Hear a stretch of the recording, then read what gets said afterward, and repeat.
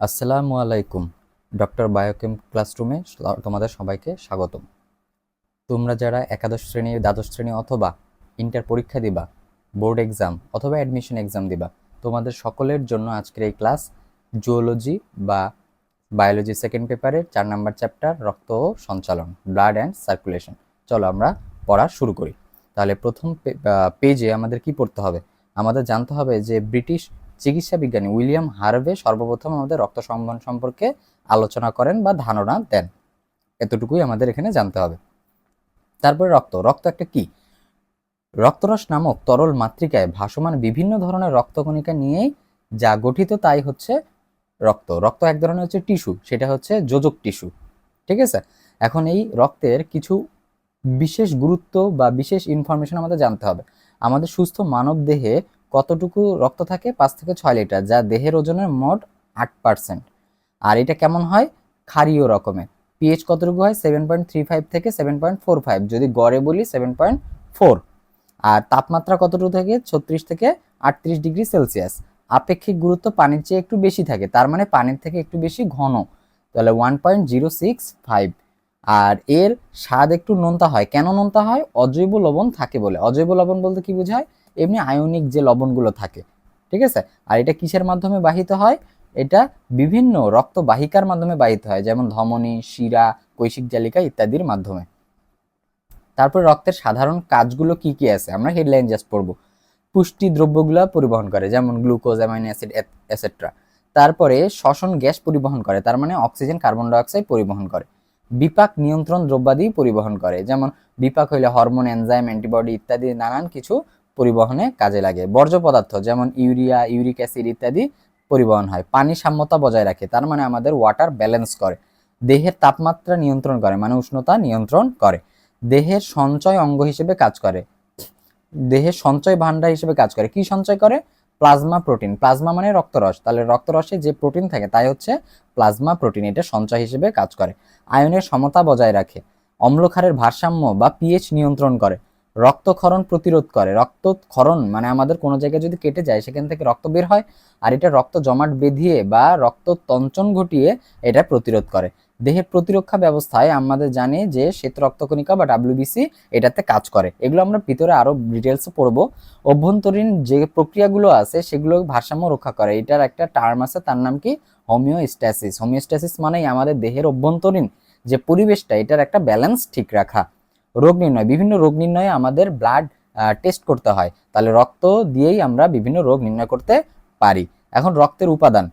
রক্ত যদি আমরা সেন্ট্রিফিউগাল যন্ত্র নিয়ে যদি ঘুরাই, তাহলে দেখা যাবে যে এর টেস্ট টিউবের ওই যে দেখো উপরের পোর্শনে রক্তরস যেটা হালকা হলুদ কালার, আর নিচে দেখা যাবে যে রক্ত কণিকাগুলো। তাহলে আমরা এই রক্তের উপাদানকে দুইটা ভাগে ভাগ করতে পারি। উপরের হালকা হলুদ বর্ণ হচ্ছে রক্তরস বা প্লাজমা, আর নিচের 45% রক্ত কণিকা। ঠিক আছে। তো এই জিনিসগুলো আমরা এখান থেকে না পড়ে, এটার একটা সুন্দর বক্স আছে, তো আমরা বক্স থেকে পড়ে ফেলবো। এখন আমরা পড়ি রক্তরসের কাজ, তার মানে রক্তরস কি কাজ করে। এমনি মানে গুরুত্বপূর্ণ যে কি পয়েন্টগুলো সেগুলো আমাদের পড়তে হবে। তারল্য রক্ষা করে রক্তের, তার মানে তরলতাটা রক্ষা করে। রক্তরসে বিভিন্ন খাদ্যসার কি করে? দ্রবীভূত অবস্থায় থাকে। বর্জ্য পদার্থ দ্রবীভূত অবস্থায় থাকে। কার্বন ডাই অক্সাইড, অক্সিজেন ইত্যাদি বহিত হয়। এই অম্লক্ষারের ভারসাম্য রক্ষা করে। এই জিনিসগুলো জানলেই হবে। তারপরে রক্তকণিকা। এই রক্তকণিকা আমাদের অনেকগুলো আছে, মেইনলি 3টা। ঠিক আছে। লোহিত রক্তকণিকা, শ্বেত রক্তকণিকা আর অনুচক্রিকা। এগুলো তৈরি হওয়ার প্রক্রিয়াটাকে বলা হয় হিমাটোপোয়েসিস। তার মানে রক্তকণিকাগুলো তৈরি হওয়ার প্রক্রিয়ার নাম কি? হিমাটোপোয়েসিস। তাহলে এখন আমরা এই যে ছকটা, এই ছকটা ভেরি মাচ ইম্পর্টেন্ট। এইখান থেকে যে কোনো ভার্সিটি, বোর্ড এক্সাম, যে কোনো এক্সামে এইটা থেকে কোশ্চিন আসবে। তাহলে এই যে রক্ত, এই রক্তকে আমরা দুই ভাগে ভাগ করতে পারি। একটা হচ্ছে রক্তরস বা প্লাজমা বলি, সেটা থাকে বেশি 55%, আর রক্তকণিকা থাকে 45%। তাহলে আমরা আগে রক্তরস পড়ে ফেলি। এই রক্তরস যে 55% থাকে, তার মধ্যে পানি থাকে 90 থেকে 92%, আর বাকিগুলো থাকে কঠিন পদার্থ 8 থেকে 10%। এই কঠিন পদার্থ আবার দুই রকমের, অজৈব উপাদান থাকতে পারে, জৈব উপাদান। অজৈব উপাদান বলতে যত আমাদের আয়নিক বা মৌলিক আয়নগুলো আছে সবগুলাই হচ্ছে অজৈব উপাদান। আর জৈব উপাদান 7 থেকে 9%। এই জৈব উপাদানকে আমরা 3টা ভাগে ভাগ করতে পারি: প্লাজমা প্রোটিন, নাইট্রোজেন জাত বর্জ্য পদার্থ, আর হচ্ছে অন্যান্য পদার্থ। এই প্লাজমা প্রোটিন খুবই ইম্পর্টেন্ট। প্লাজমা প্রোটিন কি কি আছে? Albumin, globulin, prothrombin, fibrinogen. তাহলে এমসিকিউতে এগুলো আসবে। নাইট্রোজেনজাত বর্জ্য পদার্থ কি? Urea, uric acid, creatinine, xanthine, ammonia. আর অন্যান্য পদার্থের মধ্যে কি আছে? আমাদের যে খাদ্য উপাদানগুলো আছে, যেমন গ্লুকোজ, লিপিড, হরমোন, এনজাইম, রঞ্জক পদার্থ ইত্যাদি। আর রক্তকণিকা 3 ধরনের, কি কি? লোহিত রক্তকণিকা, শ্বেত রক্তকণিকা আর অনুচক্রিকা। এই শ্বেত রক্তকণিকাকে আবার তার মধ্যে দানা আছে কি নাই এর উপর ভিত্তি করে 2 ভাগে ভাগ করা যায়। একটা হচ্ছে গ্র্যানুলোসাইট, একটা অ্যাগ্রানুলোসাইট। গ্র্যানুলোসাইট মানে গ্র্যানিউল মানে দানা, তার মানে দানাদার। তার মানে দানাদারের কি থাকবে? ফিল কথাটা থাকে। তার মানে দানাদার 3 ধরনের, ইউসিনোফিল, বেসোফিল আর নিউট্রোফিল। আর অদানাদার বা অ্যাগ্রানুলোসাইট হচ্ছে 2টা, মনোসাইট আর লিম্ফোসাইট। তাহলে এই বক্স খুবই খুবই খুবই গুরুত্বপূর্ণ, এটা খুব ভালো মতো পড়তে হবে। এখন আমরা জানবো লোহিত রক্তকণিকা। লোহিত রক্তকণিকা আর কি কি নামে ডাকা যায়? ইরাইথ্রোসাইট, আর ইংরেজিতে বলা হয় কি? রেড ব্লাড কর্পাসল বা আরবিসি। আর স্তন্যপায়ী প্রাণীদের মধ্যে কেবলমাত্র উটের দেহেই এই লোহিত রক্তকণিকার নিউক্লিয়াস থাকে। ঠিক আছে, তবু এই কথাটা নিয়ে কিছু সন্দেহ থাকেই। আর কতটুকু আমাদের লোহিত রক্তকণিকা থাকে বিভিন্ন বয়স ভেদে এটা চেঞ্জ হয়। যেমন যখন মায়ের পেটে ভ্রূণ অবস্থায় থাকে 80 থেকে 90 লাখ থাকে, শিশুদের দেহে থাকে 60 থেকে 70 লাখ, পূর্ণবয়স্ক পুরুষে থাকে 50 থেকে 54 লাখ, আর পূর্ণবয়স্ক স্ত্রী দেহে 44 থেকে 49 লাখ। তার মানে বয়স বাড়ার সাথে সাথে এটা কমতে থাকে। এইটার এককটাও জানতে হবে, প্রতি ঘন মিলিমিটারে কতটুকু থাকে, প্রতি ঘন মিলিমিটার। তারপরে জানতে হবে যে এই যে রক্তটা আমাদের স্বাভাবিক থাকে, এর যদি 50 লাখের চেয়ে বা আমাদের স্বাভাবিকের চেয়ে 25% যদি কমে যায়, তাহলে এটাকে বলা হয় রক্ত স্বল্পতা বা অ্যানিমিয়া। এই রক্ত স্বল্পতা হইলেই আমাদের দেহে মানে আমাদের দেশে বেশিরভাগই দারিদ্র যে মানুষজন আছে তাদের এই রক্ত স্বল্পতা দেখা দেয় বিভিন্ন পুষ্টির অভাবে। ঠিক আছে, বিশেষ করে আয়রনের অভাবে। এছাড়াও কোনো কারণে যদি 65 লাখের বেশি হয়ে যায়, এটাকে বলা হয় পলিসাইথেমিয়া। আর এই লোহিত রক্তকণিকার আয়ুষ্কাল কত দিন? 120 দিন বা 4 মাস। কখনোই 3 মাস দাগাবা না, 4 মাস। আর যে কোনো আমাদের রক্তকণিকাগুলো স্টেম সেল বা অস্থিমজ্জা থেকে তৈরি হয়। ঠিক আছে, এগুলো আমরা ভিতরে পাবো। এই লোহিত রক্তকণিকা ইরাইথ্রোসাইট আমরা নাম পড়ছি। এই ইরাইথ্রোসাইট তৈরি হওয়ার প্রক্রিয়ার নাম কি? ইরাইথ্রোপোয়েসিস। নাম কি? ইরাইথ্রোপোয়েসিস। আর এই ইরাইথ্রোপোয়েসিস করতে গেলে কোন হরমোন লাগে? ইরাইথ্রোপোয়েটিন হরমোন লাগে। এই ইরাইথ্রোপোয়েটিন হরমোন কই থেকে আসে? বৃক্ক থেকে আসে। ঠিক আছে, তাহলে এগুলো আমাদের জানতে হবে। আর এই আরবিসি বা লোহিত রক্তকণিকায় কে থাকে? হিমোগ্লোবিন। আর হিমোগ্লোবিনের কারণেই এই আমাদের রক্ত দেখতে কেমন হয়? লাল রঙের হয়। এটা একটা রঞ্জক পদার্থ। এখান থেকে আমাদের জানতে হবে এই হিমোগ্লোবিন যদি ভাঙে তাহলে আমরা পাই হিম মানে আয়রন বা লৌহ, এটা একটা রঞ্জক পদার্থ। আর গ্লোবিন হচ্ছে প্রোটিন বা আমিষ। আর আমাদের জানতে হবে প্রতি 100 মিলিমিটার রক্তে কত গ্রাম হিমোগ্লোবিন থাকে? 16 গ্রাম, খুবই ইম্পর্টেন্ট। আর হিমোগ্লোবিনের যোজনী বা কয়টা হাত থাকে? 4টি পলিপেপটাইড চেনের সাথে সে যুক্ত হইতে পারে। এখন লোহিত রক্তকণিকাগুলোর এটা খুবই ভালো মতো চিত্রগুলা মনে রাখতে হবে। তাহলে দেখো এই চিত্রগুলা, এই যে লোহিত রক্তকণিকা, আমরা যদি রঙিন চিত্র দেখি, লোহিত রক্তকণিকা দেখতে অনেকটা চকলেটের মতো। কেমন চকলেট? ওই যে আমরা 1 টাকা বা 2 টাকা দামে চকলেট খাই। এটা হচ্ছে দ্বি অবতল, মানে উপরে এবং নিচে কি থাকে? খাঁজ বা ভাঁজ থাকে। তারপরে হচ্ছে শ্বেত রক্তকণিকা। শ্বেত রক্তকণিকা 5 ধরনের আবার কণিকা থাকে। এই যে মনোসাইট, লিম্ফোসাইট, তারপরে কি? Monocyte, lymphocyte, neutrophil, eosinophil, basophil. তাহলে এগুলোর এই যে নিউক্লিয়াসের গঠনগুলোও জানতে হয়, কোনটা কিডনি শেপ, কোনটা 2 খণ্ড বিশিষ্ট, কোনটা 3 খণ্ড, এগুলো। তারপরে প্লাটিলেটস, এই প্লাটিলেটস কি থাকে? দেখো অনিয়তাকার সব থেকে ছোট অণু। তাহলে এই চিত্রগুলো খুব ভালো মতো তোমাকে খেয়াল করে যেতে হবে। দেন আমরা পড়বো লোহিত রক্তকণিকার কাজ কি। মেইনলি লোহিত রক্তকণিকাতে যে হিমোগ্লোবিন থাকে এটা অক্সিজেন আর কার্বন ডাইঅক্সাইড কি করতে পারে? পরিবহন করতে পারে। এছাড়াও রক্তের ঘনত্ব, সান্দ্রতা রক্ষা করে। এছাড়া বাফার রূপে অম্লক্ষারের সাম্যতা বজায় রাখে। বাফার মানে কি? তুমি অ্যাসিড বা ক্ষার খেলেও তোমার রক্তের পিএইচটা বেশি উঠানামা করবে না। এছাড়াও প্লাজমা ঝিল্লিতে, তার মানে এই আরবিসি বা লোহিত রক্তকণিকার যে কোষ ঝিল্লি আছে, এতে যে অ্যান্টিজেন থাকে এটা দিয়ে আমরা রক্তের ব্লাড গ্রুপিং করতে পারি। এছাড়াও রক্তকণিকাতে বিলিরুবিন, বিলিভার্ডিন থাকে। এছাড়াও আরো অনেক কিছু থাকে। তার মধ্যে আমাদের জানতে হবে এটা ইমিউন রেসপন্স করতে পারে। তারপরে জানবো শ্বেত রক্তকণিকা বা লিউকোসাইট। এটাকে ইংরেজিতে বলা হয় কি? হোয়াইট ব্লাড কর্পাসল বা WBC। এটার আরেকটা উপাধি কি? ভ্রাম্যমান প্রতিরক্ষাকারী একক। তার মানে এ ঘুরে বেড়ে বা এ ভ্রমণ করে করে আমাদের ইমিউন সিস্টেম বা রোগ প্রতিরোধ ক্ষমতা বাড়ায় বা আমাদের জীবাণুকে ধ্বংস করে। কিভাবে ধ্বংস করে? ফ্যাগোসাইটোসিস প্রক্রিয়ার মাধ্যমে জীবাণুকে সে ভক্ষণ করে ফেলে। আর এটা প্রতি ঘন মিলিমিটারে কতটুকু থাকে? 4 থেকে 11,000, 4 থেকে 11,000। শিশু অবস্থায় বা বাচ্চাকালে অথবা অসুস্থ হয়ে গেলে এর সংখ্যা বেড়ে যাবে, ঠিক আছে। আর লোহিত রক্তকণিকা বা শ্বেত রক্তকণিকা গড় অনুপাত কত? লোহিত রক্তকণিকা যেহেতু বেশি থাকে সেহেতু 600 শ্বেত রক্তকণিকা 1। আর যদি তুমি কোনো এমসিকিউতে দেখতে পারো 700:1, তাহলে সেটাও সঠিক। 600:1 অথবা 700:1। এই চিত্রটা আমাদের জানতে হবে যে আমাদের যে যত রক্তকোষ আছে সেই রক্তকোষগুলো মানে রক্তকণিকা আর কি, এগুলো লাল অস্থিমজ্জার স্টেম কোষ থেকে উৎপন্ন হয়। তাহলে দেখো এই যে আমাদের হাড়, এই হাড়ের মধ্যেই মানে যেগুলো আমাদের লম্বা লম্বা হাড়, সেই হাড়ের ভিতরেই লাল অস্থিমজ্জা থাকে, সেখানে এক ধরনের কোষ থাকে তার নাম স্টেম কোষ। এই স্টেম কোষে এক ধরনের অপরিণত এরিথ্রোব্লাস্ট তৈরি হয়, তারপরে ইরাইথ্রোসাইট বা আরবিসি তৈরি হয়। তারপরে তাহলে এখান থেকে জানতে হবে এই যে অপরিণত ইরাইথ্রোব্লাস্ট এর মধ্যে কিন্তু নিউক্লিয়াস ছিল, কিন্তু এই নিউক্লিয়াসটা মানে নষ্ট হয়ে গিয়ে সে পরিণত হয়ে যায়। তাহলে অপরিণত আরবিসিতে নিউক্লিয়াস থাকে, কিন্তু পরিণত হয়ে গেলে নিউক্লিয়াস থাকে না, খুবই ইম্পর্টেন্ট কথা। দেন স্টেম কোষ থেকে মাইলোব্লাস্ট তৈরি হয়, এখান থেকে দানাদার বা গ্র্যানুলোসাইট আর ডাব্লিউবিসি তৈরি হয়, neutrophil, eosinophil and basophil. Stem কোষ থেকে মনোব্লাস্ট তৈরি হয়, এ থেকে মনোসাইট। লিম্ফোব্লাস্ট থেকে লিম্ফোসাইট অ্যান্ড মেগাক্যারিওব্লাস্ট থেকে তৈরি হয় প্লাটিলেটস বা অনুচক্রিকা। তাহলে এগুলো আমাদের মনে রাখতে হবে।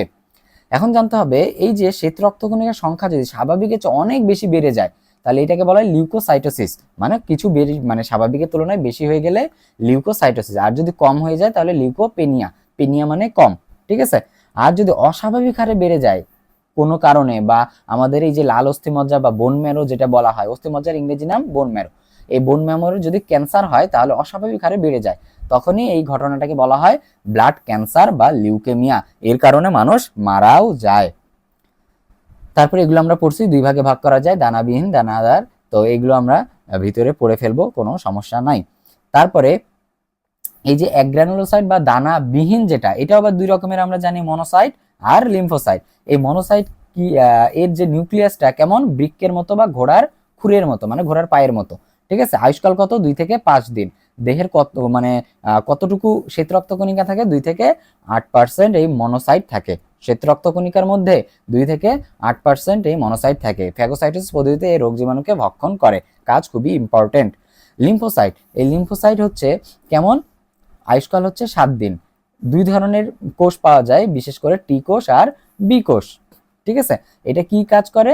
এটা অ্যান্টিবডি তৈরি করে আমাদের রোগ প্রতিরোধ ক্ষমতা বজায় রাখে, ঠিক আছে। তাহলে শ্বেত রক্তকণিকা কত পার্সেন্ট থাকে?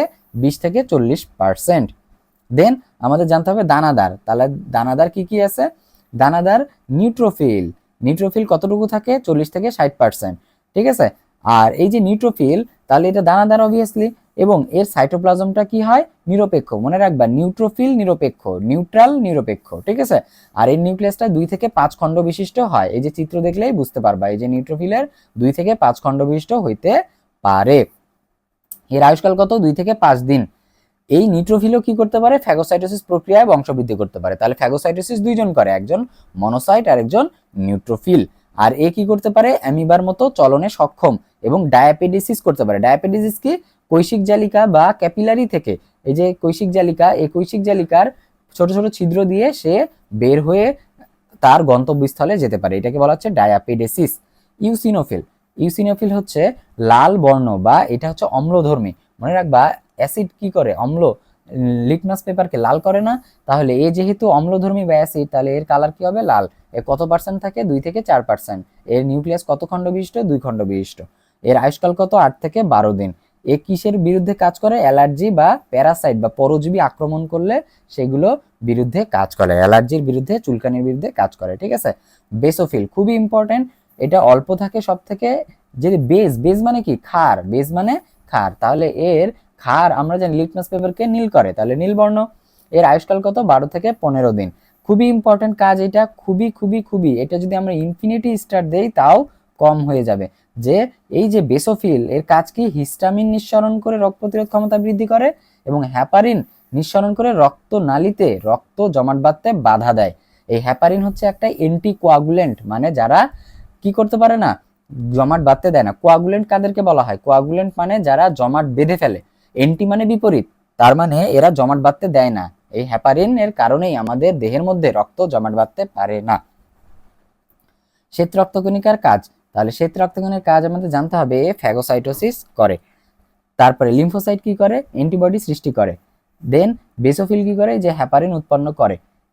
আর লিউকোসাইট হিস্টামিনও ক্ষরণ করে রোগ প্রতিরোধ ক্ষমতা বাড়ায়। নিউট্রোফিল জীবাণুকে ধ্বংস করতে পারে। ইউসিনোফিল অ্যালার্জি, কৃমির লার্ভা এবং প্যারাসাইটিক আক্রমণ থেকে আমাদের কাজ করে। বুঝা গেছে? এখন পড়বো আমরা অনুচক্রিকা বা প্লাটিলেটস, বা এটাকে বলা হয় থ্রম্বোসাইট। তিনটা করে নামই জানতে হবে। লাল অস্থিমজ্জার মেগাক্যারিওসাইট থেকে এটা তৈরি হয়, আমরা পড়ে আসছি। ঠিক আছে, এটা কি অনিয়তাকার, নির্দিষ্ট কোনো কি থাকবে না, আকার আকৃতি থাকবে না। আর এটা সব থেকে ছোট কণিকা হচ্ছে এটা। এটারও কোনো নিউক্লিয়াস থাকে না। তাহলে নিউক্লিয়াস বিহীন কোনটা পাইলাম, লোহিত রক্তকণিকা আর অনুচক্রিকা। প্রতি ঘন মিলিমিটারে এটা কতটুকু থাকে, 1.5 লাখ থেকে 4 লাখ, 1.5 লাখ থেকে 4 লাখ। এর জীবনকাল বা আয়ুষ্কাল কত, 5 থেকে 9 দিন। ঠিক আছে, 5 থেকে 9 দিন। অনুচক্রিকার কাজ আমাদের জানতে হবে।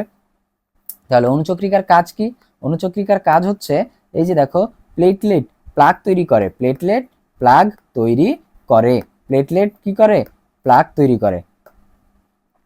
প্লেটলেট প্লাগ তৈরি করে আমাদের রক্তপাত বন্ধ করে, রক্ত জমাট বাঁধতে হেল্প করে। কিছু ক্লটিং ফ্যাক্টর আছে যেগুলো রক্ত জমাট বাঁধতে হেল্প করে। ঠিক আছে, এছাড়াও এইটা খুব ইম্পর্টেন্ট, সেরোটোনিন নামক এক ধরনের রাসায়নিক পদার্থ ক্ষরণ করে, যার ফলে রক্তবাহিকাগুলো দ্রুত সংকোচন হয়। তার মানে রক্ত যদি তোমার কোন নালিকা দিয়ে ফেটে বের হয়, তাহলে এই সেরোটোনিন কি করে, এই রক্তবাহিকাগুলোকে সংকোচন করে রক্তটাকে আটকায় রাখার চেষ্টা করে। তাহলে এই জিনিসগুলো জানতে হবে। এখন রক্তকণিকাগুলোকে রক্তকোষ বলা যায় না কেন? ঠিক আছে, ছোটবেলায় আমরা পড়ছিলাম রক্তকোষ বলা যায়, কিন্তু এখন আমরা বলবো না। কেন বলবো না? কারণ তোমার কোষ থাকতে গেলে কি হতে হবে, নিউক্লিয়াস এছাড়াও আদার্স যে অঙ্গাণুগুলো, সেই অঙ্গাণুগুলো থাকতে হবে। এগুলো থাকে না, তাই এগুলোকে কোষ না বলাই ভালো, কণিকা বলবো। ঠিক আছে, এই বক্সটা খুবই ইম্পর্টেন্ট।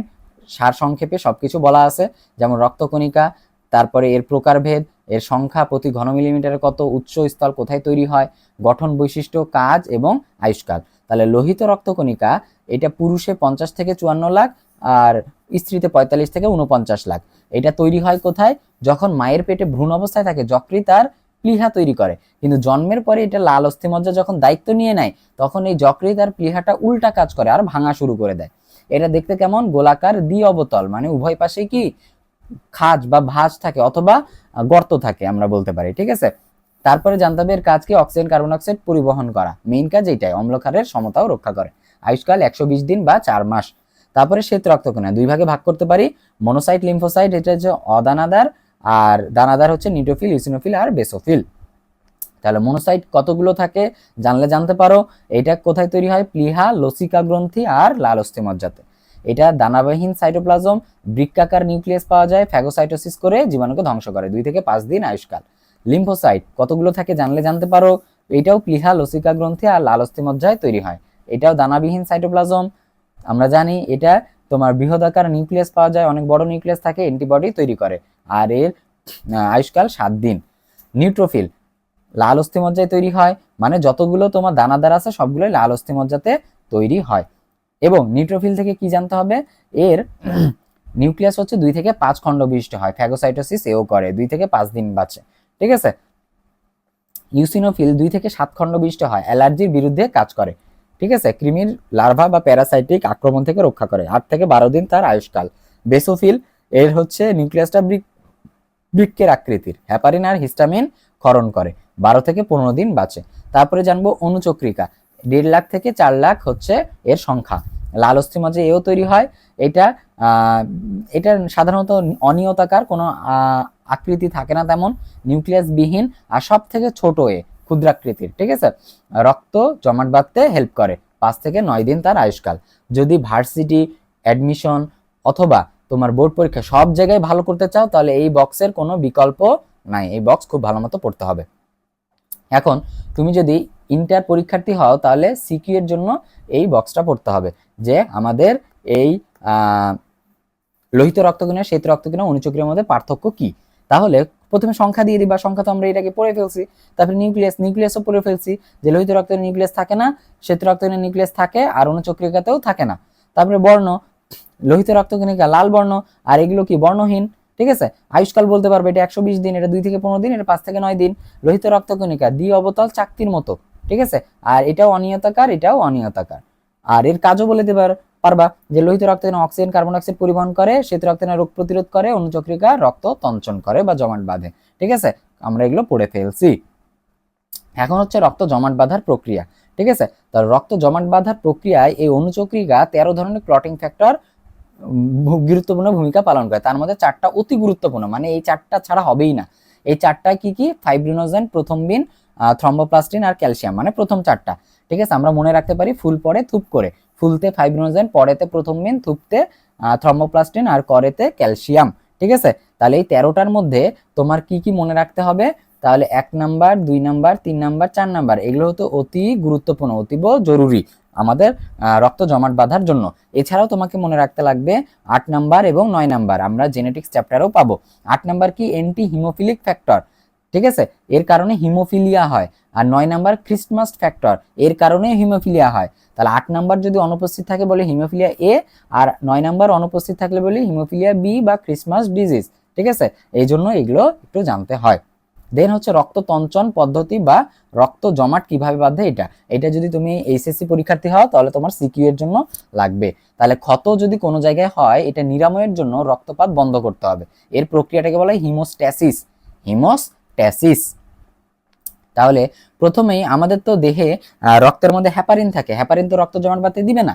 তাহলে তোমার কোনো একটা জায়গায় যদি কেটে যায় ক্ষত স্থান, তাহলে সেই জায়গায় রক্ত যখন বাতাসের সংস্পর্শে চলে আসে হ্যাপারিনটা নিষ্ক্রিয় হয়ে যায়।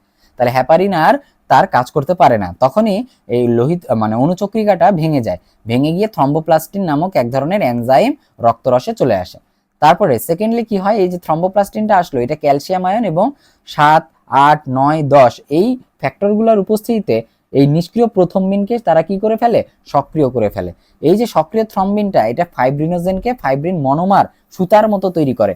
অনেকগুলো ফাইব্রিন মনোমার যখন যুক্ত হয় তখন ফাইব্রিন পলিমার তৈরি করে। এই ফাইব্রিন পলিমার একটা জালের মতো তৈরি করে। দেখো এই চিত্রে দেখলেই বুঝতে পারবা, এই চিত্রে দেখলেই বোঝা যায় যে জালের মতো কি করছে? অনেকগুলো সুতার মতো তৈরি করছে। এরকম সুতার মতো তৈরি করলে যখন রক্ত ভিতর থেকে বাইরে বের হওয়ার চেষ্টা করবে, লোহিত রক্তকণিকা, শ্বেত রক্তকণিকা কণিকাগুলো কি করবে? এই জালে আটকা পড়ে যাবে। এভাবেই কি করে? রক্ত জমাট বাঁধে। এই রক্ত জমাট বাঁধা শেষ হলে যে হলুদ তরলটা বের হয়ে আসে তাকেই বলা হয় সিরাম, ঠিক আছে। তাহলে সিরামে কে থাকে না? ফাইব্রিনোজেন প্রথমবিন থাকে না, খুবই ইম্পর্টেন্ট। তাহলে রক্তরস আর সিরামের মধ্যে পার্থক্য আমরা একটু পরেই পড়বো, কোনো সমস্যা নাই। আর এই রক্তরসের পরেই যে এই যে জালকটা বা এই যে আমাদের যে খোসার মতো একটা আবরণ তৈরি হয়, এইটাকে পরবর্তীতে গলায় দিতে বা বিগলিত করতে হেল্প করে কে? প্লাজমিন নামক এনজাইম। প্লাজমিন নামক এনজাইম পরবর্তীতে এটা গলায় দেয়, ঠিক আছে। এখন রক্ত তঞ্চনকাল, তার মানে কতটুকু সময় ধরে তোমার রক্তটা জমাট বাঁধতে সময় লাগবে? 4 থেকে 5 মিনিট, 4 থেকে 5 মিনিট। এই যে 8 আর 9 নাম্বার যে ত্রুটি হয় বা ফ্যাক্টরগুলো থাকে না, এর কারণে হিমোফিলিয়া হয়, আমরা আগেই পড়ে আসছি, ঠিক আছে। দেন এই রক্তনালীর ভিতরে রক্ত সাধারণত তঞ্চন হয় না, তার মানে আমাদের দেহের ভিতরে রক্তবাহিকার মধ্যে দিয়ে যখন পরিবাহিত হয় তখন কেন জমাট বাঁধে না? ঠিক আছে, এটার কিছু কারণ আছে। কারণ কি? আমাদের যে রক্তনালীর ভিতরের যে তোমার ওয়াল বা অন্তর্গাত্র বা ভিতরের যে তোমার বলতে পারো মসৃণতা, এই মসৃণতার কারণে, এছাড়াও বাতাসের সংস্পর্শে আসতে পারে না, হ্যাপারিন নষ্ট হয় না, ঠিক আছে। রক্তনালীর ভিতরে রক্তটা খুবই দ্রুত গতিতে সম্পন্ন হয়, আর দ্রুত গতিতে গেলে তাকে তো আটকানো সম্ভব না। এই যে হ্যাপারিন আছে সেটা কি? অ্যান্টিকোয়াগুলেন্ট, মানে জমাট বাঁধতে বাধা দেওয়ার একটা প্রক্রিয়া সে করতে পারে। তাই সে কি করে? সারাক্ষণ রক্তটাকে লিকুইড ফর্মে রাখতে পারে, ঠিক আছে। এখন প্লাজমা আর সিরামের মধ্যে পার্থক্য চাইলে পড়তে পারো, ঠিক আছে। মেইন পার্থক্য কি? এতে ফাইব্রিনোজেন থাকে আর তোমার সিরামে ফাইব্রিনোজেন থাকে না। এখানে রক্তকণিকা থাকবে, এখানে রক্তকণিকা থাকে না, ঠিক আছে। এখানে তঞ্চন ধর্ম উপস্থিত, এখানে থাকবে না, ঠিক আছে। তারপর লসিকা কাকে বলে? আমাদের যে টিস্যু গঠন করে অনেকগুলো কোষ, আমরা জানি একগুচ্ছ কোষ নিয়ে টিস্যু গঠন করে। এই যে টিস্যুর গঠনকারী যে কোষের ফাঁকে ফাঁকে যে বর্ণহীন তরল থাকে তাকে বলা হয় লসিকা। কতটুকু থাকে আমাদের দেহে? 4 থেকে 8 লিটার। কতটুকু থাকে? 4 থেকে 8 লিটার। আমাদের যে রক্তরস, এই রক্তরসের প্রায় 10% এই লসিকাতে চলে আসে, ঠিক আছে। এই লসিকার উপাদান কি কি থাকতে পারে? 2 ধরনের, একটা হচ্ছে কোষ উপাদান, একটা কোষবিহীন। তাই কোষ কি কি থাকে? মূলত লিম্ফোসাইট আর মনোসাইট থাকে। কি কি থাকে? লিম্ফোসাইট আর মনোসাইট। আর প্রতি ঘন মিলিমিটারে কতটুকু থাকে? 500 থেকে 75,000 লিম্ফোসাইট থাকতে পারে, ঠিক আছে। এগুলো একটু জানবা। দেন আমাদের এই যে কোষবিহীন উপাদান থেকে একটা জিনিস জানা উচিত, সেটা হচ্ছে কাইলোমাইক্রন। ঠিক আছে, এই কাইলোমাইক্রন কি করে? এই কাইলোমাইক্রন এক ধরনের ফসফোলিপিড, যেটা আমাদের ওই চর্বিযুক্ত বা ফ্যাট, এই ফ্যাটটা আমাদের পরিবহনে হেল্প করে। ঠিক আছে, যখন চর্বিযুক্ত খাবার আমরা বেশি খাই, ফ্যাটের পরিমাণ বেড়ে যায়, তখন রক্তটা বা লসিকাটা দুধের মতো সাদা দেখায়, তখন এই লসিকাটাকে কাইল বলা হয়। তার মানে চর্বিযুক্ত খাবার বেশি খেলে ফ্যাট পরিমাণ বেড়ে যায়, লসিকাটা সাদা দুধের মতো দেখা যায়, এটাকে বলা হয় কাইল। এটা একটু মনে রাখতে হবে। ঠিক আছে, দেন লসিকার কাজ। লসিকার কাজ থেকে আমরা গুরুত্বপূর্ণ কাজগুলো পড়বো। এ প্রোটিন পরিবহন করে, স্নেহ পরিবহন, অক্সিজেন পরিবহন, শোষণ করে, প্রতিরক্ষায় হেল্প করে। কে কে? লিম্ফোসাইট আর মনোসাইট। ঠিক আছে, লিম্ফোসাইট অ্যান্টিবডি তৈরি করে আর মনোসাইট ফ্যাগোসাইটোসিস করে। দেহের রস পুনর্বন্টন করতে পারে, টিস্যুর অখণ্ডতা রক্ষা করে। এই যে টিস্যু রস, এটা লাগবে। টিস্যু থেকে টিস্যু রসের 10% লসিকার মাধ্যমেই নিষ্কাশিত হয়। এছাড়াও বর্জ্য পদার্থ নির্গমনও করতে পারে। আর এই লসিকা নালী, লসিকা গ্রন্থির সমন্বয়ে যে তন্ত্র গঠিত হয়, তাকে বলা হয় লসিকা তন্ত্র। তাহলে এটা একটু জানতে পারো, এটাকে দ্বিতীয় সংবহনতন্ত্র বলা হয়। আমাদের রক্ত সংবহনতন্ত্র প্রথম, আর এটা হচ্ছে দ্বিতীয়। তাহলে কি কি নিয়ে গঠিত হয়? লসিকা নালী আর লসিকা গ্রন্থি। তো এত কিছু এর ভিতরে জানতে হবে না, তো আমাদের যা যা জানতে হবে আমরা তাই পড়বো। ঠিক আছে, দেন লসিকা গ্রন্থি কয় ধরনের আছে? 5 ধরনের। কয় ধরনের? 5 ধরনের। লিম্ফ নোড, টনসিল, প্লিহা, থাইমাস, লাল অস্থিমজ্জা। ঠিক আছে, এখন এখান থেকে জানতে হবে মানবদেহে প্রায় 400 থেকে 700 লিম্ফ নোড পাওয়া যায়, আর 3 ধরনের টনসিল পাওয়া যায়, প্যালেটাইন, অ্যাডেনয়েড আর লিঙ্গুয়াল। লিঙ্গুয়া মানে জিহ্বা। ঠিক আছে, প্যালেট মানে তালু, শক্ত তালু। ঠিক আছে, আর ফ্যারিঞ্জিয়াল মানে কি? ফ্যারিঞ্জিয়াল মানে হচ্ছে গলবিলীয়। আর আমরা বলি না টনসিল হয়েছে, আসলে টনসিলে যদি কোনো কারণে তোমার জীবাণু দ্বারা আক্রান্ত হয়, প্রদাহ হয়, ইনফ্লামেশন হয়, এটাকে বলা টনসিলাইটিস। ঠিক আছে, এটা হইলে আমাদের কি করা যায়? তোমার অ্যান্টিবায়োটিক খেতে পারো, অথবা ডাক্তারের পরামর্শ নিয়ে অ্যান্টিবায়োটিক খেয়ে, অথবা অপারেশন করে টনসিলটাকে কেটে ফেলতে হয়, অপসারণ করতে হয়, এটাকে বলা টনসিলেক্টমি। তারপরে আমাদের জানতে হবে পিলা বা প্লিহা, যেটাকে ইংরেজিতে বলা হয় স্প্লিন। ঠিক আছে, এই স্প্লিন হচ্ছে তোমার ব্লাড রিজার্ভার বা ব্লাড ব্যাংক হিসেবে কাজ করে। এখানে প্রায় 300 মিলিমিটার রক্ত জমা থাকতে পারে, আর এখানে লোহিত রক্তকণিকা ধ্বংস হয়, তাই এটাকে বলা হয় লোহিত রক্তকণিকার কবরস্থান। থাইমাস, থাইমাস থেকে 2 ধরনের হরমোন খরিত হয়, নামগুলো জানতে হবে, থাইমোসিন আর থাইমোপোয়েটিন। থাইমোসিন এবং থাইমোপোয়েটিন। ঠিক আছে, আর থাইমাস থেকে টি লিম্ফোসাইট বা টি কোষটাকে পরিণত হয় বা ম্যাচুর হয়। ঠিক আছে, দেন লাল অস্থিমজ্জা বা বোন ম্যারো সম্পর্কে জানতে পারো, যে বোন ম্যারো কি? এটা আমাদের মানে দেহের যে লম্বা লম্বা হাড় আছে, তার প্রান্তভাগে ভিতরে মৌচাকের মতো এক ধরনের নরম কোষ থাকে, যেটাকে বলা হয় বোন ম্যারো বা অস্থিমজ্জা। এটা 2 ধরনের হয়, একটা হলুদ আর একটা লাল। এই লাল অস্থিমজ্জা থেকে আমাদের বিভিন্ন ধরনের কি তৈরি হয়? রক্তকণিকাগুলো তৈরি হয়। ঠিক আছে, এই লসিকা সংবন্ধক দেখি তেমন কিছু জানতে হবে না। তারপরে আমরা জানতে পারি কি? রক্ত আর লসিকার মধ্যে ডিফারেন্স। ঠিক আছে, তো ডিফারেন্স আহামরি তেমন কিছু না, জাস্ট রিডিং পড়বা। ঠিক আছে, এটা লাল বর্ণের, এটা লাল হবে না, এটা কি হবে? হালকা হলুদ থেকে সাদা বর্ণের হতে পারে। প্লাজমা, লোহিত রক্তকণিকা ইত্যাদি। তারপরে তোমার হিমোগ্লোবিন রক্তে থাকবে, এটাতে অনুপস্থিত থাকবে ইত্যাদি, এগুলো রিডিং পড়লেই পারবা। দেন আমাদের রক্তবাহিকা। তাহলে যেসব নালিকার মধ্য দিয়ে রক্ত পরিবাহিত হয়, হয়ে হৃৎপিণ্ড দিয়ে বাহিত হয়, তাকে বলা হয় কি? রক্তবাহিকা। তার মানে হৃৎপিণ্ড পাম্প করে যে নালীর মধ্য দিয়ে রক্ত দেহে পাঠিয়ে দিবে, আবার দেহ থেকে হৃৎপিণ্ডে নিয়ে আসবে, এই নালিকাগুলোকে বলা হয় রক্তবাহিকা। কয় ধরনের আছে? 3 ধরনের, ধমনী, শিরা, কৈশিক জালিকা। ধমনী মানে আর্টারি, শিরা মানে ভেইন, কৈশিক জালি মানে ক্যাপিলারি। এই যে ধমনী আর শিরা, ঠিক আছে, এদের গঠন মানে দুইটারই সেম। ঠিক আছে, এদের বাইরের যে তোমার লেয়ার, 3টা লেয়ার থাকে। কয়টা লেয়ার? 3টা স্তর থাকে। ঠিক আছে, তাহলে বাইরেরটাকে বলে টিউনিকা এক্সটার্না, মাঝেরটাকে বলে টিউনিকা মিডিয়া, আর ভিতরেরটাকে বলা হয় টিউনিকা ইন্টিমা বা টিউনিকা ইন্টারনা। ঠিক আছে, তাহলে এগুলো জানতে হবে, এগুলো পার্থক্য আমরা পড়ে ফেলবো একটু পরে। এই যে ধমনী আর শিরার মধ্যে পার্থক্য। তাহলে ধমনী কি আর শিরা কি? হৃৎপিণ্ডে উৎপন্ন হয় ধমনী এবং কৈশিক জালিকায় গিয়ে শেষ হয়, আর শিরা হচ্ছে উল্টা, কৈশিক জালিকা থেকে হৃৎপিণ্ডে গিয়ে শেষ হয়। আর এই ধমনী তাহলে হৃৎপিণ্ড থেকে দেহের দিকে রক্ত পরিবহন করবে, অক্সিজেন সমৃদ্ধ রক্ত নিয়ে যাবে, আর শিরা হচ্ছে দেহ থেকে কার্বন ডাইঅক্সাইড সমৃদ্ধ রক্ত হৃৎপিণ্ডের দিকে নিয়ে যাবে। ঠিক আছে, ধমনী হচ্ছে বেশ পুরু এবং স্থিতিস্থাপক, তার মানে লেয়ারটা অনেক পুরু, ভিতরে ফাঁকা জায়গা কম থাকবে। ঠিক আছে, আর শিরা হচ্ছে কম পুরু, অস্থিতিস্থাপক। তাহলে ধমনী যেহেতু পুরু, তাহলে লুমেন বা ফাঁকা জায়গাটা ছোট, আর শিরার হচ্ছে ফাঁকা জায়গাটা বা লুমেনটা বড়। আর ধমনীতে কপাটিকা থাকে না, কিন্তু শিরাতে কপাটিকা থাকবে। কোন কপাটিকা? সেমিলুনার কপাটিকা, মানে কি? অর্ধ চন্দ্রাকৃতির কপাটিকা। সেমি মানে অর্ধেক, লুন মানে চন্দ্র বা চাঁদ। ঠিক আছে, এখন হচ্ছে মানব হৃৎপিণ্ড। ঠিক আছে, হৃৎপিণ্ড সম্পর্কে আমাদের জানতে হবে। দেহের যে প্রকোষ্ঠময় মানে 4 প্রকোষ্ঠ বিশিষ্ট একটা সংকোচন প্রসারণের ছন্দময় একটা অঙ্গ থাকে যেটা রক্ত সংবহন করে বা পরিবহন করে, তাকে বলা হয় হৃৎপিণ্ড। ঠিক আছে, এই জীবদ্দশায় মানুষের মানে জীবনকালে 2600 মিলিয়ন বার এই স্পন্দন হয়, তার মানে এটা সংকোচন প্রসারণ করে। ঠিক আছে, এটাও জানতে হয় ভার্সিটির জন্য। এটা দেখতে কেমন, ত্রিকোণাকার। ঠিক আছে, সুচালো নিচের দিকের অংশটা বলা হয় অ্যাপেক্স আর উপরের দিকের অংশটাকে বলা হয় কি, বেস।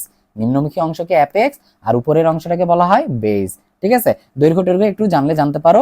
এই আবরণী পর্দা, এই আবরণী পর্দার নাম কি, পেরিকার্ডিয়াম। নাম কি, পেরিকার্ডিয়াম। এই পেরিকার্ডিয়ামের আবার দুইটা লেয়ার আছে, স্তর আছে, একটা ভিসেরাল প্যারাইটাল। এদের মধ্যে যে ফ্লুইড থাকে তার নাম পেরিকার্ডিয়াল ফ্লুইড। নাম কি, পেরিকার্ডিয়াল ফ্লুইড। এটার কাজ কি, এটা ঘর্ষণটাকে প্রিভেন্ট করে, মানে প্রতিরোধ করে, তাপ চাপ এবং ঘর্ষণটাকে হতে দেয় না।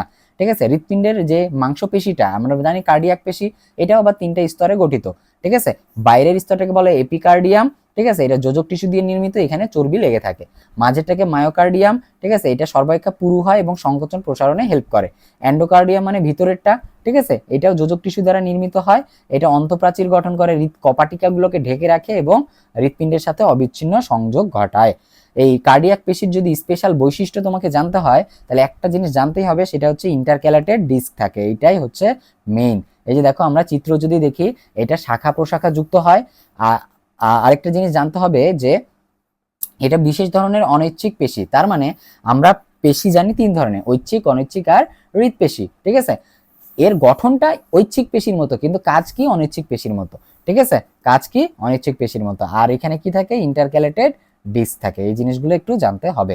হৃৎপিণ্ডের প্রকোষ্ঠ মানে ফাঁকা জায়গা কতগুলো থাকে, সম্পূর্ণ 4 প্রকোষ্ঠ বিশিষ্ট থাকে। ঠিক আছে, দুইটা উপরের কি বলা হয়, অলিন্দ, আর নিচের দুইটাকে ভেন্ট্রিকল বা নিলয় বলা হয়। ঠিক আছে, অলিন্দ আর নিলয়ের মাঝখানে যে তোমার পর্দা থাকে সেটাকে বলা হয় মানে অলিন্দ দুইটাকে পৃথক করে আন্ত অ্যাট্রিয়াল পর্দা, আর ভেন্ট্রিকল মানে নিলয়কে মানে পৃথক করে রাখে হচ্ছে আন্ত ভেন্ট্রিকুলার পর্দা বা আন্তঃনিলয় পর্দাও বলতে পারো। ঠিক আছে, এগুলো একটু জানলে ভালো। এই যে ডান অ্যাট্রিয়াম, তাহলে আমাদের কপাটিকা মানে প্রকোষ্ঠগুলো চিনতে হবে। ঠিক আছে, তাহলে প্রকোষ্ঠগুলো যদি চিনতে চাই আমরা, তাহলে এটার নাম কি, এটার নাম হচ্ছে ডান অ্যাট্রিয়াম।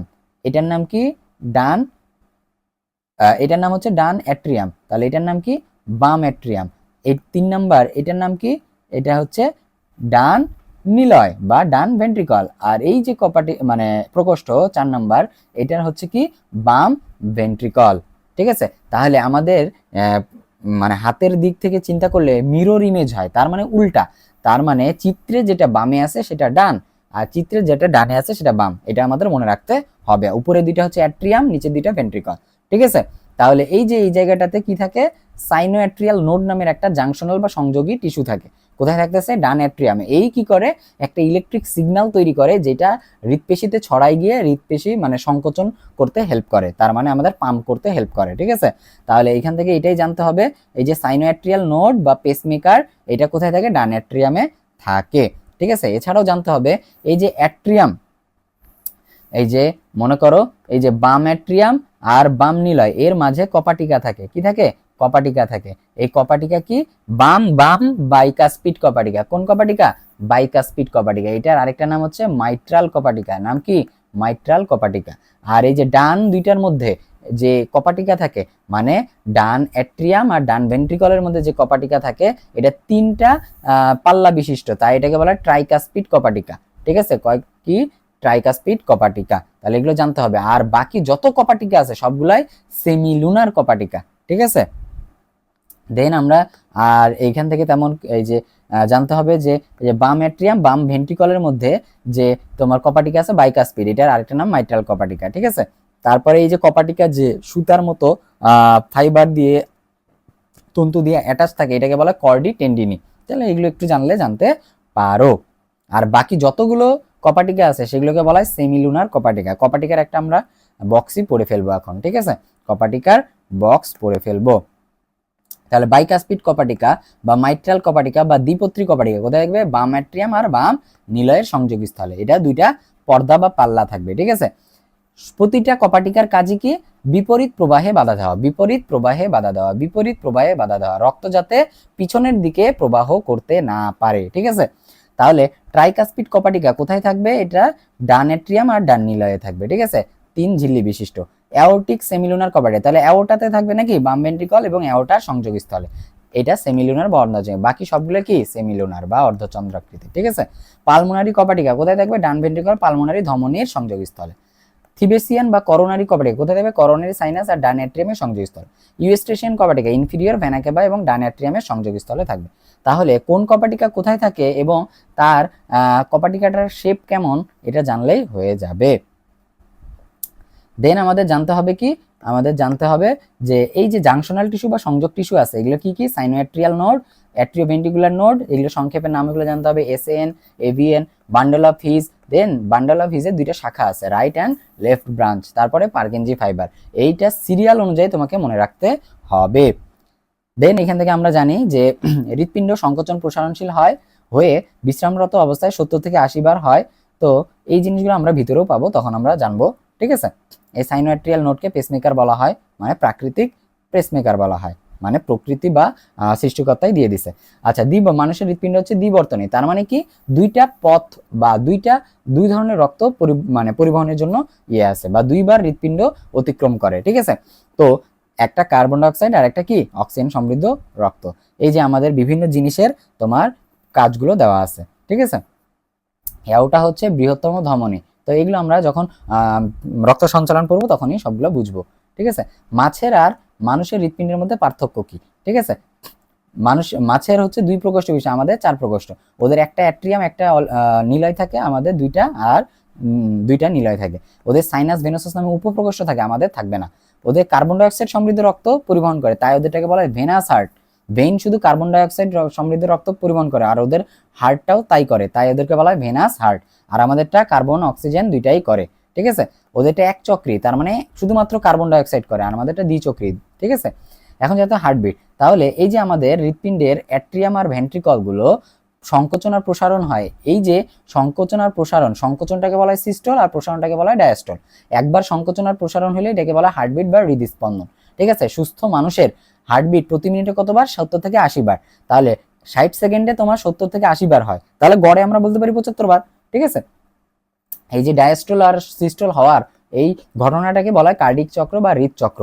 তাহলে প্রতি মিনিটে 60 সেকেন্ডে যদি 75 বার হয়, তাহলে 1 সেকেন্ডে কতটুকু হবে? 0.8 সেকেন্ড। তার মানে আমরা ভাগ দিয়ে আমরা করতে পারবো। তার মানে প্রতিটা এর স্থিতিকাল কত? 0.8 সেকেন্ড, 0.8 সেকেন্ড, ঠিক আছে। এখন হচ্ছে কার্ডিয়াক চক্র আমরা জানতে পারবো। প্রথমে কি হয়? অ্যাট্রিয়ামের ডায়াস্টল। তো আমরা এটা রক্ত সঞ্চালনেই বুঝে ফেলবো। অ্যাট্রিয়ামের সিস্টল, দেন ভেন্ট্রিকলের সিস্টল হয়, দেন ভেন্ট্রিকলের ডায়াস্টল হয়, ভেন্ট্রিকলের কি হয়? ডায়াস্টল হয়। এখন জানতে হবে যে এই যে ভেন্ট্রিকলের সিস্টল যখন, মানে নিলয়গুলো যখন সংকোচন হয় তখন একটা শব্দ হয়, তার নাম কি? লাভ শব্দ। আর ভেন্ট্রিকলের যখন ডায়াস্টল হয়, মানে প্রসারিত হয়, তখন একটা শব্দ হয়, তার নাম কি? ডাব শব্দ। আর এই যে এইখানে অ্যাট্রিয়ামের ডায়াস্টল কত সেকেন্ড, সিস্টল কত সেকেন্ড, ভেন্ট্রিকলের ডায়াস্টল কত সেকেন্ড, এই জিনিসটা কত পরিমাণ ইম্পর্টেন্ট তুমি কল্পনা করতে পারবা না, ঠিক আছে। Infinity star important. তাহলে অ্যাট্রিয়ামের যদি প্রসারণ হয় 0.7 সেকেন্ড, সিস্টল কত? 0.1 সেকেন্ড, দুইটা মিলে 0.8 সেকেন্ড। ভেন্ট্রিকলের ডায়াস্টল বা প্রসারণ কি? 0.5 সেকেন্ড, আর সিস্টল কি? 0.3 সেকেন্ড, দুইটা মিলে তোমার 0.8 সেকেন্ড, ঠিক আছে। এটা এমসিকিউর জন্য খুবই খুবই খুবই গুরুত্বপূর্ণ, বুঝা গেছে? তো চলো এখন আমরা রক্তের যে তোমার পরিবহন, মানে এক কথায় রক্ত কিভাবে সঞ্চালন হয় এই জিনিসটা একটু আমরা পড়ে ফেলি, ঠিক আছে। এই যে এই চিত্র দেখে আমরা পড়ে ফেলতে পারি। তাহলে দেখো এই চিত্রটা আমরা একটু বড় করি। দেখো আমাদের এই যে হার্ট, এই হার্টটাকে দুইটা চেম্বারে ডিভাইড করা হয়েছে। কয়টা? 4টা চেম্বারে ডিভাইড করা হয়েছে দুইটা দাগ দিয়ে, ঠিক আছে। তাহলে এটা হচ্ছে ডান অ্যাট্রিয়াম, এটা বাম অ্যাট্রিয়াম, এটা ডান নিলয়, এটা বাম নিলয়, বুঝা গেছে? আমরা এইভাবে বলতে পারি। তাহলে এই যে 4টা চেম্বার, তাহলে বাম অ্যাট্রিয়াম আর বাম নিলয়ের মাঝে যে কপাটিকা আছে এটা আমরা পড়ে আসছি 2 পাল্লা বিশিষ্ট বাইকাসপিড কপাটিকা। ডান অ্যাট্রিয়াম আর ডান নিলয়ে 3টা পাল্লা থাকে, এটাকে কি বলা হয়? ট্রাইকাসপিড কপাটিকা। ওকে, এখন আমাদের জানতে হবে আমাদের হৃৎপিণ্ডের উপরের অঙ্গগুলো থেকে যত কার্বন ডাই অক্সাইড সমৃদ্ধ রক্ত, যত কার্বন ডাই অক্সাইড সমৃদ্ধ রক্ত, ঠিক আছে, সেই রক্তগুলো সুপিরিয়র ভেনা কেভা কি করে? ডান অ্যাট্রিয়ামে নিয়ে আসে। কে নিয়ে আসে? Superior vena কেভা। সুপিরিয়র মানে উপরে, সুপিরিয়র ভেনা কেভা, সুপিরিয়র ভেনা কেভা, ঠিক আছে। আর নিচের থেকে সকল রক্ত, কার্বন ডাই অক্সাইড যুক্ত রক্ত কি নিয়ে যায়?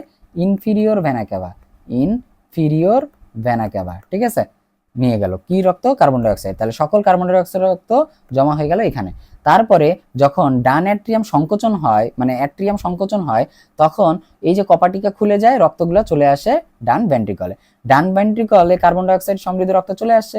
এখন এই ডান ভেন্ট্রিকল থেকে তোমার পালমোনারি ধমনী দিয়ে, পালমোনারি এই যে ধমনী দিয়ে কার্বন ডাইঅক্সাইড সমৃদ্ধ রক্ত কই যাবে, ফুসফুসে চলে যাবে। আর ফুসফুসে আগে থেকে অক্সিজেন আছে, এই কার্বন ডাইঅক্সাইড যুক্ত রক্ত ফুসফুসে দিয়ে নিষ্কাশন হয়ে বাইরে বের হয়ে যাবে।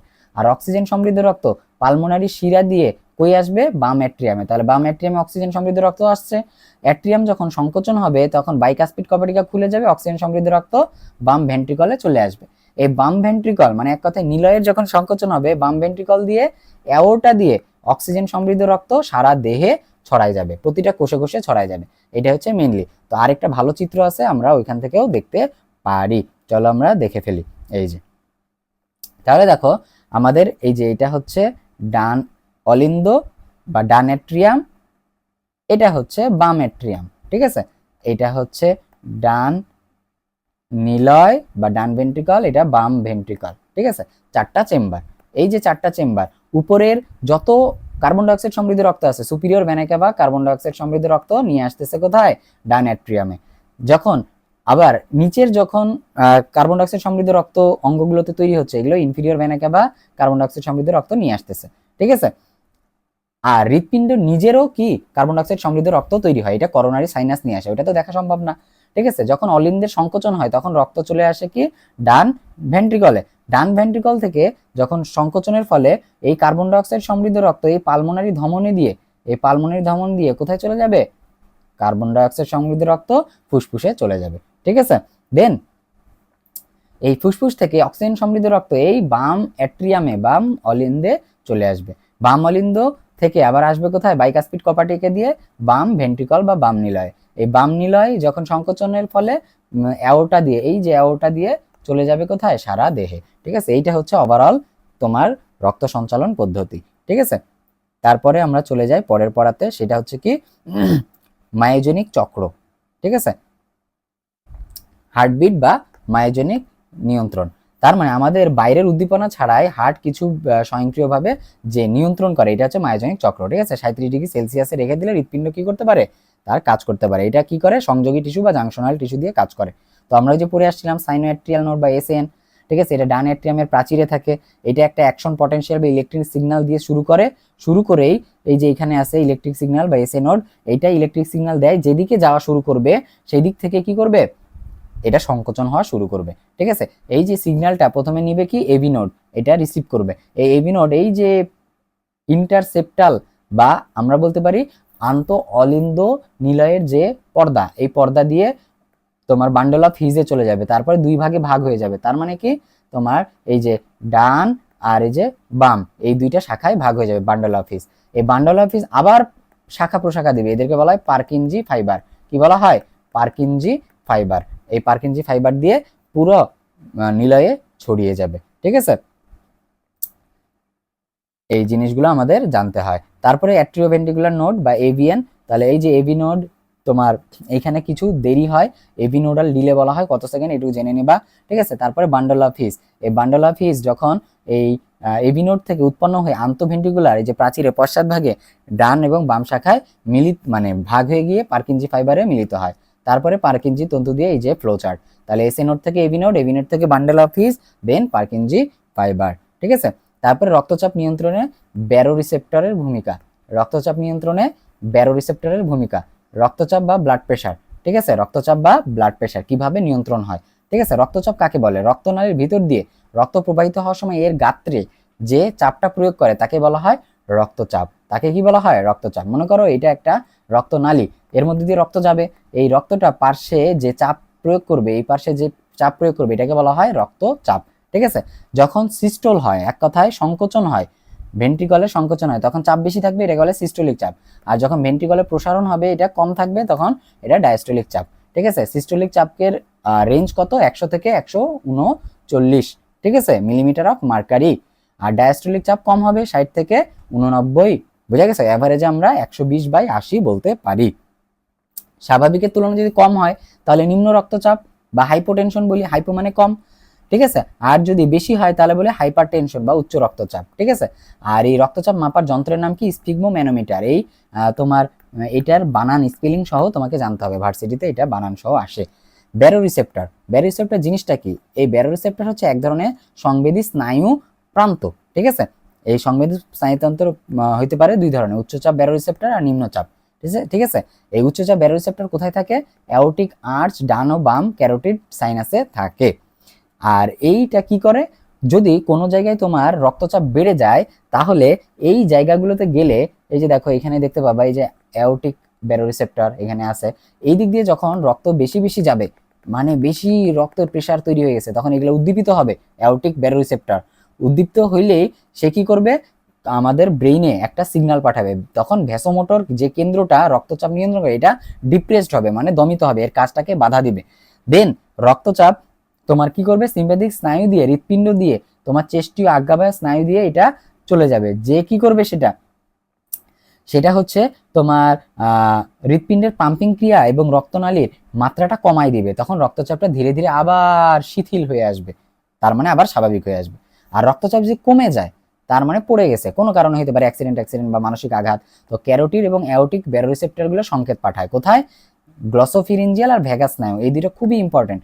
যে আমাদের রক্তচাপ যদি কমে যায় বা পড়ে যায়, ভ্যাগাস স্নায়ু এবং গ্লসোফিরিঞ্জিয়াল দিয়ে মেডুলা অবলঙ্গাটাই চলে যায়, চলে গিয়ে আমাদের হৃৎপেশি এগুলোকে সবগুলোকে প্রেরণ করে দেয় এবং বেশি বেশি হৃৎস্পন্দন হয়, সজোরে সংকোচন প্রসারণ হয়, তখন রক্তচাপ আবার স্বাভাবিকভাবে বেড়ে যায়, বেড়ে গিয়ে স্বাভাবিক হয়ে যায়, ঠিক আছে। এইভাবে উচ্চচাপ ব্যারোরিসেপ্টর কাজ করে।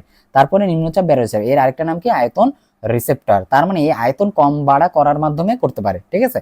তাহলে কোনোভাবে রক্তচাপ যদি স্বাভাবিক ভাবে কমে যায় তাহলে আয়তন রিসেপ্টর হাইপোথ্যালামাসে বার্তা প্রেরণ করে, সেখান থেকে এক ধরনের হরমোন ক্ষরণ হয়, তার নাম কি? অ্যান্টিডায়োটিক বা ভেসোপ্রেসিন হরমোন। সেটা আমাদের বৃক্ক নালিকা, এক কথায় কিডনিতে গিয়ে কাজ করে সে কি করে?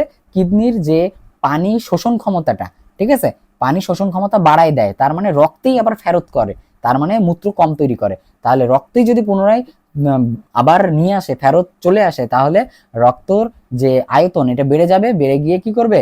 আমাদের রক্তচাপটা আবার স্বাভাবিক করার ট্রাই করবে, ঠিক আছে। এর জন্য রেনিন এনজাইম কাজ করে। এটা একটা জটিল প্রক্রিয়া, এই জটিল প্রক্রিয়াটা আরো বিস্তারিত আছে, তো আমরা অত কিছু লাগবে না, এটুকু পড়লেই হবে। এই মানবদেহের রক্ত সংবহনতন্ত্র কি? আমরা জানি রক্ত সংবহনতন্ত্র টোটালি হচ্ছে দুই ধরনের হতে পারে, একটা বদ্ধ আর একটা উন্মুক্ত, ঠিক আছে। বদ্ধ মানে কি? যদি কোনো রক্তবাহিকার ভিতর দিয়ে পরিবাহিত হয় তাহলে বদ্ধ, আর যদি ওপেনলি বডি ক্যাভিটি, তার মানে আমাদের গহ্বরে রক্ত চলাফেরা করে, কোনো মানে রক্তবাহিকা নাই, তাহলে এটা উন্মুক্ত, ঠিক আছে। তো এই আমাদের এটা কি? দ্বিচক্রীয় সংবহন হয়, আমরা এগুলো জানছি। আর এটা চারটা হয়: systemic, pulmonary, portal, coronary. Systemic কখন বলবো? যখন রক্ত বাম ভেন্ট্রিকল থেকে পরিবাহিত হয়ে অঙ্গগুলোতে যাবে, অঙ্গ থেকে আবার ডান অ্যাট্রিয়ামে ফিরে আসবে, তখন বলা হবে সিস্টেমিক। এটা সময় লাগে 25 থেকে 30 সেকেন্ড, জানলে জানবা, ঠিক আছে। এই ফ্লোচার্টটা জানতে হবে, ঠিক আছে, এমসিকিউ এর জন্য। কি? বাম ভেন্ট্রিকল থেকে অ্যাওর্টা দিয়ে সারা দেহে চলে যাবে অঙ্গ টিস্যুতে, তারপরে ভেনা ক্যাভা বা সুপিরিয়র ইনফিরিয়র ভেনা ক্যাভা দিয়ে ডান অ্যাট্রিয়ামে চলে এসে ডান ভেন্ট্রিকুলে যাবে। তারপরে পালমোনারি, তার মানে ফুসফুস রিলেটেড, তার মানে যে সকল হৃৎপিণ্ড দিয়ে ডান ভেন্ট্রিকল দিয়ে ফুসফুসে পৌঁছাবে আবার বাম অ্যাট্রিয়ামে ফিরে আসবে, তাকে বলা হয় ফুসফুসীয় বা পালমোনারি, ঠিক আছে। এটারও ফ্লোচার্টটা একটু দেখে ফেলতে পারো।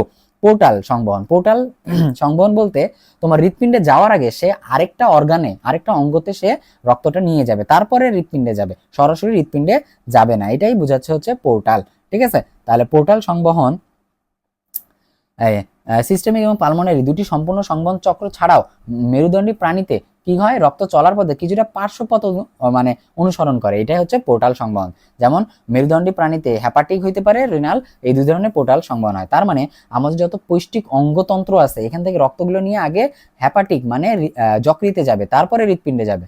আর অন্য আরেকটা আছে সেটা রেনাল, তার মানে কিডনিতে আগে যাবে, তারপরে হৃৎপিণ্ডে যাবে। এই দুইটা হচ্ছে পোর্টাল সংবহন হইতে পারে, ঠিক আছে। তাহলে আমাদের পাকস্থলী ক্ষুদ্রান্ত যত আমাদের পৌষ্টিক গ্রন্থি বা অঙ্গ আছে সেগুলো আগে পোর্টাল শিরা দিয়ে হৃৎপিণ্ডে যাবে, মানে যকৃতে যাবে, তারপরে তোমার সেটা কোথায় যাবে? হৃৎপিণ্ডে যাবে, বুঝা গেছে? তাহলে এগুলো জানতে হয়। তারপরে আমাদের জানতে হবে কি? করোনারি সংবহন। তার মানে হৃৎপিণ্ড নিজেও তো একটা অঙ্গ নাকি, তাহলে এরও তো কার্বন ডাই অক্সাইডের তৈরি হয়, অক্সিজেন প্রয়োজন আছে। তার মানে আমরা জানি আমাদের দেহের যত কোষ আছে এটা বাঁচার জন্য দুইটা উপাদান মাস্ট বি লাগবে, একটা অক্সিজেন আর একটা হচ্ছে পুষ্টি উপাদান। ঠিক আছে, তাহলে অক্সিজেন তো হৃৎপিণ্ডেরও দরকার আছে, পুষ্টি দরকার আছে। তাহলে এই অক্সিজেন সমৃদ্ধ রক্ত যে হৃৎপিণ্ডে নিয়ে যাবে এইটাই হচ্ছে করোনারি সংবহন। বুঝা গেছে? তাহলে হৃৎপিণ্ডের প্রাচীরে সরাসরি রক্ত থেকে সঞ্চালিত হয় না, সিস্টেমিক ধমনির গোড়া থেকে একটা করোনারি ধমনির মাধ্যমে অক্সিজেন সমৃদ্ধ রক্ত হৃৎপিণ্ডে যায়। ঠিক আছে, কি দিয়ে? করোনারি ধমনি দিয়ে। তাহলে সিস্টেমিক ধমনি মানে অ্যাওর্টা থেকে করোনারি ধমনি দিয়ে হৃৎপ্রাচীরে বা হৃৎপিণ্ডের যে মাংসপেশিতে এইটাতে চলে যায় অক্সিজেন সমৃদ্ধ রক্ত। তারপরে কার্বন ডাইঅক্সাইড যে তৈরি হয় এটা করোনারি শিরা দিয়ে আবার ডান অ্যাট্রিয়ামে চলে আসে। তাহলে এটাই আমাদের জানতে হবে। এটা চাইলে রিডিং পড়তে পারো, সিস্টেমিক পালমোনারি সংবহনের পার্থক্য। এখন আমাদের রোগ। ঠিক আছে, তার রোগের মধ্যে কিছু বুকে ব্যথা আছে, চেস্ট পেন, এগুলো হচ্ছে নর্মাল চেস্ট পেন। কি কি কারণে হইতে পারে এটা জাস্ট রিডিং, আমারই ইম্পর্টেন্ট না। তারপরে জানতে হবে যে আমাদের কার্ডিওভাস্কুলার ডিজিজ, তার মানে আমাদের হৃদপিণ্ড এবং হৃদপিণ্ডের যে রক্তবাহিকা এগুলো আছে এগুলো সম্পর্কে যে রোগগুলো হয়। কার্ডিওমেগালি, মেগালি মানে হচ্ছে বড় হয়ে যাওয়া, কার্ডিও মানে হার্ট বা হৃদপিণ্ড, তাহলে হৃদপিণ্ড বড় হয়ে যাওয়াকে বলে কার্ডিওমেগালি। যদি বলি হ্যাপাটোমেগালি তার মানে কি? যকৃৎ বড় হয়ে যাওয়া। তারপর হার্ট ভালভের রোগ হতে পারে। তারপর কনজেন্টাল হার্ট ডিজিজ, কনজেন্টাল মানে জন্মগত। ঠিক আছে, পেরিকার্ডাইটিস, রিউমাটিক রোগ ইত্যাদি নানা রোগ হইতে পারে। ঠিক আছে, তো আমরা কি কি জানতে পারি এখান থেকে? আমাদের কোনো কারণে যদি তুমি ধমনী সরু হয়ে যায় তাহলে অ্যাথেরোস্ক্লেরোসিস হয়। তার মানে এক কথায় কোনো যদি চর্বি জাতীয় বা কোলেস্টেরল জাতীয় খাবার আমরা বেশি খাই, আমাদের হৃৎপিণ্ডের যে রক্তবাহিকা আছে এগুলো কি হতে পারে? সংকীর্ণ হয়ে যেতে পারে বা জমা হয়ে কোনো কিছু জমা হয়ে অ্যাথেরোস্ক্লেরোসিস বা প্লাক জমা করে ব্লক হয়ে যায়। ঠিক আছে, এর কারণে তোমার অনেক কিছু হইতে পারে, হার্ট অ্যাটাক, হার্ট ফেলিওর ইত্যাদি। আমাদের জানতে হবে অ্যানজাইনা বা হৃদচুল বা হৃৎপিণ্ড জনিত কারণে বুকে ব্যথা। ঠিক আছে, তো এটা কি কারণে হয়? কোনো কারণে যদি হৃৎপেশি পর্যাপ্ত পরিমাণে অক্সিজেন না পায় তখনই এই বুকে ব্যথা হয়, এটাকে বলে অ্যানজাইনা পেক্টোরিস। ঠিক আছে, জানতে হবে। এই অ্যানজাইনা তিন ধরনের হয়, স্টেবল, আনস্টেবল আর হচ্ছে প্রিঞ্জ মেটাল। স্টেবল কখন? যখন তুমি পরিশ্রম বা চরম বিষণ্ণতায় থাকবা, বিশ্রাম নিলে ব্যথা চলে যাবে। ঠিক আছে, আর অস্থিত কি? এটা বিশ্রামের সময় বুকে ব্যথা করবে। আর প্রিঞ্জ মেটাল সবসময়ই ব্যথা করে। অ্যানজাইনার লক্ষণ কি? লক্ষণগুলো ইম্পর্টেন্ট এমসিকিউ এর জন্য। ঠিক আছে, স্টার্নাম আমাদের বুকের মাঝখানের যে হাড় আছে এইখানে ব্যথা করবে, মানে মিডিল চেস্ট পেন। তাহলে এটা 50 থেকে 30 মিনিট স্থায়ী হয়। এটা গলা, কাঁধ, চোয়াল, বাহু, পিঠ এমনকি দাঁতেও ছড়াইতে পারে। ঠিক আছে, কোথা থেকে ব্যথাটা আসতেছে তুমি বুঝতে পারবা না। বুকে জ্বালা পড়া হবে, চাপ, নিষ্পেষণ, আড়ষ্ট ভাব, মনে হবে পাথর কেউ রেখে দিছে। বুকে ব্যথা হবে, হজমে গন্ডগোল হবে, বমি বমি ভাব লাগতে পারে। ঘন ঘন শ্বাস প্রশ্বাস নিবে, মানে দম নিতে পারতেছে না। এমন লক্ষণ দেখলে বুঝবা এটা হৃৎপিণ্ডজনিত কারণে বুকে ব্যথা। করণীয় বা প্রতিকার কি করবা এই সময়? তোমাকে চিকিৎসকের পরামর্শ অনুযায়ী ইসিজি বা ইকোকার্ডিওগ্রাম করতে হবে, করে তোমাকে ব্যথার কারণ নির্ণয় করতে হবে। তারপরে প্রয়োজনীয় ওষুধ দিবে, সেটা খাইতে পারবা। তারপর চিকিৎসক যদি মনে করে অপারেশন করতে হবে তাহলে অ্যানজিওগ্রাম করে অপারেশন করতে হবে। ধূমপান, মদ্যপান তোমাকে পরিহার করতে হবে। নিয়মিত ব্যায়াম, হাঁটাচলা, পরিশ্রম করতে হবে। অলসতা পরিহার করতে হবে। স্থূলতা মানে মোটা হওয়া যাবে না। ঠিক আছে, সুষম খাবার খেতে হবে, তার মানে শাকসবজি, সজীব শাকসবজি খাইতে হবে। এক কথায় তোমার আজে বাজে খাবার খাওয়া যাবে না। ডায়াবেটিস, রক্তচাপ, কোলেস্টেরলের মাত্রা তোমাকে নিয়ন্ত্রণে রাখতে হবে, তাহলে তুমি অ্যানজাইনা বুকে ব্যথা থেকে রেহাই পাবা। দেন হচ্ছে হার্ট অ্যাটাক। হার্ট অ্যাটাকের আরেকটা নাম কি? Myocardial infarction. ঠিক আছে, কখন হয়? যদি তোমার কোনো কারণে এই যে রক্ত বাহিকা যদি কোনো কারণে প্লাক জমা হয়ে এরকম সংকীর্ণ হয়ে যায়, এটা হচ্ছে কোনো প্লাক জমা হয়েছে বা কোলেস্টেরল জমা হয়েছে। ঠিক আছে, তাহলে সংকীর্ণ হয়েছে, রক্ত এখন কম যাইতে পারতেছে, তার মানে অক্সিজেনও কম যাচ্ছে, তার মানে নিউট্রিশনও কম যাচ্ছে। এইটাকেই বলা হচ্ছে কি? Heart attack. তার মানে এটা কম যাওয়ার কারণে ওই হৃৎপেশি তুলনামূলক ধীরে ধীরে কি হয়ে যাচ্ছে? ধীরে ধীরে ধ্বংস হচ্ছে অথবা মরে যাচ্ছে। এর ফলে যেটা হয় সেটা হলো হার্ট অ্যাটাক বা মায়োকার্ডিয়াল ইনফার্কশন। ঠিক আছে, এর লক্ষণ কি কি? হার্ট অ্যাটাক, বুকে ব্যথা করবে, chest pain, middle chest pain, একদম বুকের ঠিক মাঝখানে ব্যথা করবে, কয়েক মিনিট চলবে আবার চলে যাবে, কয়েক মিনিট চলবে আবার চলবে। অসহ্য চাপ, মোচড়ানো ব্যথা হবে। ঠিক আছে, ঊর্ধ্বাঙ্গের অন্যান্য অংশে অস্বস্তি হবে, যেমন বাহু, চোয়াল, গাল, মানে গলা ইত্যাদি ছড়াই যাবে। ঘন ঘন নিঃশ্বাস প্রশ্বাস নিতে হবে, মানে দম বন্ধ হয়ে আসবে। বমি বমি ভাব হইতে পারে। ঠিক আছে, ঘুমে ব্যাঘাত ঘটবে। এত ব্যথা হইলে তুমি ঘুমাইতে পারবা না। প্রতিরোধ, তার মানে প্রতিরোধ মানে কি? প্রিভেনশন। তুমি যাতে হার্ট অ্যাটাক না হয় তুমি কি করলে হার্ট অ্যাটাক হবে না? তোমাকে টাটকা ফল সবজি খাইতে হবে, কোলেস্ট্রল চর্বি খাবার খাওয়া যাবে না। বডি মাস ইন্ডেক্স, বিএমআই মেনে, মানে উচ্চতা অনুযায়ী তোমার কত ওজন হইতে হবে সেটা জানতে হবে। সঠিক ওজন, কোলেস্ট্রল মাত্রা, ধূমপান পরিহার করতে হবে। জীবনাভ্যাস, লাইফস্টাইল চেঞ্জ করতে হবে। অ্যালকোহল খাওয়া যাবে না। কোলেস্ট্রল, রক্তচাপ, ডায়াবেটিস নিয়ন্ত্রণে রাখতে হবে। যদি তোমার হাইপারটেনশন বা উচ্চ রক্তচাপ থাকে ওষুধ খাইতে হবে। ঠিক আছে, বছরে একবার হইলেও চেক আপ করা উচিত। হার্ট অ্যাটাক আর স্ট্রোকের মধ্যে অনেকে বুঝতে পারে না যে কি জিনিস হয়। তাহলে হার্ট অ্যাটাক কি জিনিস? হার্ট অ্যাটাক হচ্ছে তোমার করোনারি ধমনী যদি স্তঞ্চন হয়ে যায়, ঠিক আছে, যদি তোমার পর্যাপ্ত পরিমাণে মানে হৃৎপেশিগুলো রক্ত না পায়। আর স্ট্রোক কি? তোমার ধমনী যদি ব্লকের সৃষ্টি হয়ে তোমার মানে মস্তিষ্কের যে ধমনীগুলো এগুলো যদি সরু হয়ে যায় বা ব্লকেজ হয়ে যায় তখন বলা হয় স্ট্রোক। হৃৎপিণ্ডেরটা হইলে হার্ট অ্যাটাক আর মস্তিষ্কেরটা হইলে স্ট্রোক। ঠিক আছে, এইটাই অনেকে পার্থক্য করতে পারে না। দেন হচ্ছে হার্ট ফেলিওর। হৃৎপিণ্ড যদি পর্যাপ্ত পরিমাণে যখন রক্ত পায় না, পুষ্টি পায় না, তখন হৃৎপেশিগুলো নষ্ট হয়ে যায়। এটা হচ্ছে হার্ট ফেলিওর। হার্ট ফেলিওর কি কি কারণে হইতে পারে? এই যে এই কারণগুলোতে হইতে পারে, ধূমপান ইত্যাদি। ঠিক আছে, তারপরে হচ্ছে হার্ট ফেলিওরের লক্ষণ কি কি কারণে হইতে পারে? তোমার শ্বাসকষ্ট হইতে পারে, সাদা গোলাপি রক্তমাখা মিউকাস হইতে পারে, পায়ের গুলারি স্ফীত হয়ে যেতে পারে। ঠিক আছে, এই জিনিসগুলো রিডিং পড়তে হবে। প্রতিকার কি? ওই সেম জিনিস, ওইটার মতোই। তাহলে করোনারি এগুলো হচ্ছে তোমার বিশেষ করে পুরুষরা বেশি ভোগে, 55 উপরে বেশি হয়।